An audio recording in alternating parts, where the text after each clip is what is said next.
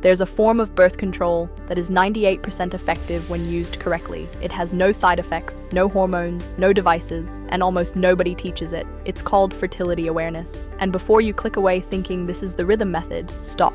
It is not. I'm Fleur.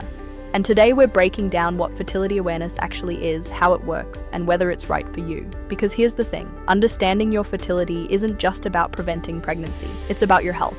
And yes, it completely changes the psychology of your relationship. Let's get into it. First, let's clear up the biggest myth. Fertility awareness, FAM, is not the rhythm method. The rhythm method is based on a calendar. It guesses when you ovulate based on averages. The problem, your body isn't a calendar. Stress, travel, or a cold can delay ovulation. If you rely on the calendar alone, you will eventually get pregnant. Fertility awareness is not guessing, it is observing. You are tracking real-time biological signs that tell you exactly where you are in your cycle today. So what are those signs? There are 3. First, basal body temperature, BBT. This is your resting temperature first thing in the morning before you get out of bed. After ovulation, your temperature rises slightly, about 0.5 to 1 degree Fahrenheit, because of progesterone. When you see this temperature shift stay high for 3 days, you know ovulation is done. The door is closed, you are safe. Temperature tells you after ovulation happened. It confirms it, but it doesn't predict it. That's why you need the second sign, cervical mucus. As you approach ovulation, your estrogen rises. Your mucus changes. It goes from dry to sticky to creamy to raw egg white, clear, stretchy, slippery. This egg white mucus is your go signal. It means you are highly fertile. Ovulation is coming, usually within the next day or 2, and sperm can survive in this mucus for up to 5 days. After ovulation, the mucus dries up. It becomes sticky again, or disappears entirely. So mucus tells you when your fertile window is opening. Temperature tells you when it's closed. The third sign is optional, but helpful. Cervical position. Your cervix actually moves throughout your cycle. When you are fertile, it gets higher, softer, and more open. We call this show. Soft, high, open, wet. After ovulation, it drops lower, firms up, and closes. You can check your cervix by inserting a clean finger into your vagina. It takes practice, but some people find it useful as secondary confirmation. So those are the 3 signs: temperature, mucus, cervical position. When you track all of these together, you know exactly when you are fertile and when you are not. Now here's where we need to talk about relationship psychology. The rules are simple. When you are in your fertile window, about 6 days per cycle, you cannot have unprotected sex. Most people think this is a burden, but in intimacy science, we see something different. We call it the forbidden fruit effect. In long-term relationships, sex can become monotonous because it is always available.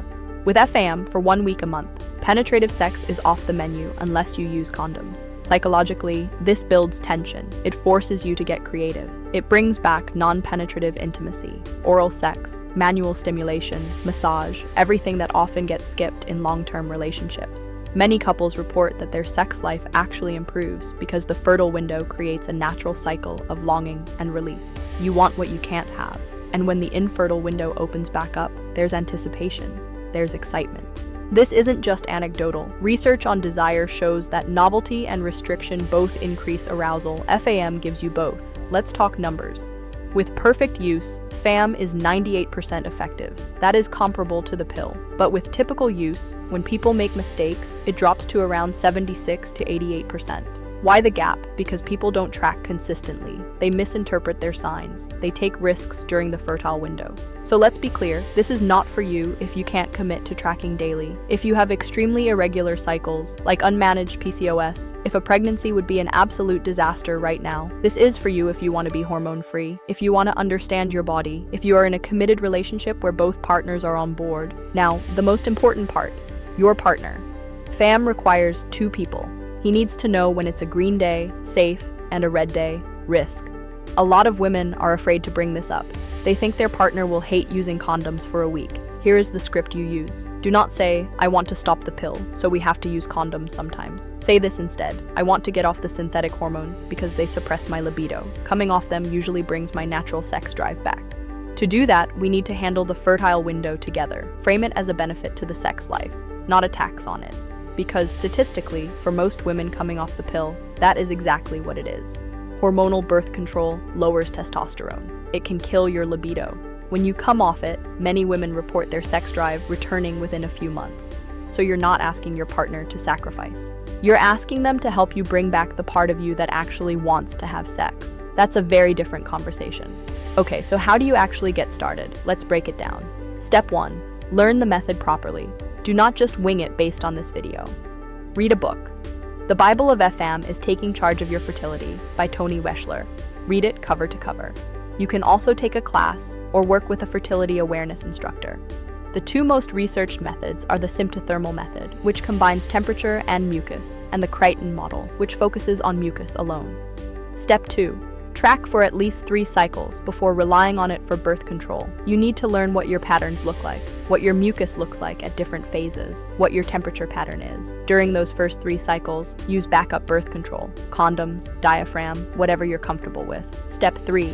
Get the right tools. For basal body temperature, you need a basal thermometer. It needs 2 decimal places. Regular thermometers are not precise enough. You take your temperature at the same time every morning, before getting out of bed, before talking, before drinking water. Consistency is key. For cervical mucus, you just need to check throughout the day. After you use the bathroom, wipe with toilet paper and observe. Is it dry, sticky, creamy, stretchy? You can also check internally if you prefer. Step 4. Use an app that actually works. Do not use generic period trackers like Flow or Clue. They guess based on averages.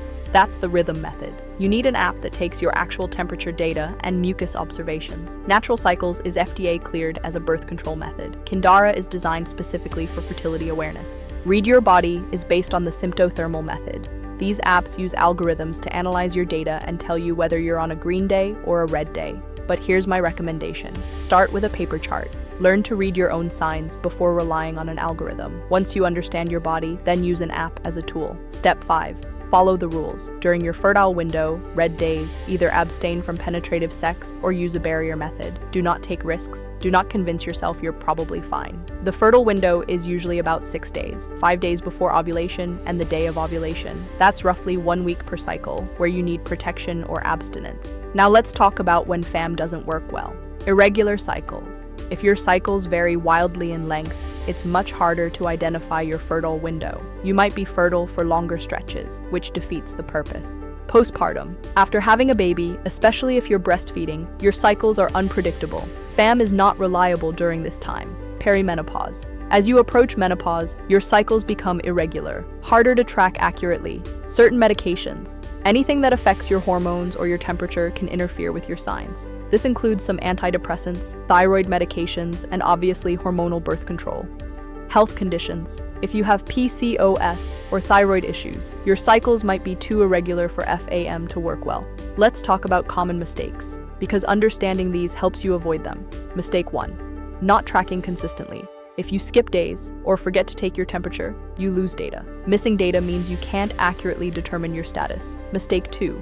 Relying on apps alone without understanding the method. Apps are tools. They're not foolproof. You need to know what you're looking at. Mistake 3. Taking risks during the fertile window.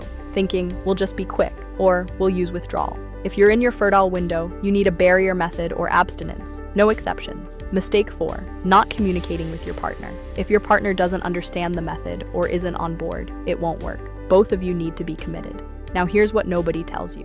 Fertility awareness gives you information about your health that other birth control methods hide. When you're on hormonal birth control, you don't have a natural cycle. You don't ovulate. Your bleed is a withdrawal bleed, not a real period. That's fine if that's what you want, but it also means you don't know if your cycle is healthy or not. With fertility awareness, you're tracking your cycle every month. If something changes, you notice it. If you stop ovulating, you'll see it in your charts. If your luteal phase is too short, you'll know. This information is valuable. It can alert you to hormonal imbalances, thyroid issues, or other health problems early. This is what we call body literacy. You're not just preventing pregnancy, you're learning to read your body's signals. You're understanding what healthy looks like for you. Some women use fertility awareness, not for birth control, but just to understand their bodies, to know when they're ovulating, to plan around their cycle. To optimize their energy and mood, you can use fertility awareness for any of these reasons. It's not all or nothing. So should you use fertility awareness? Here's my take.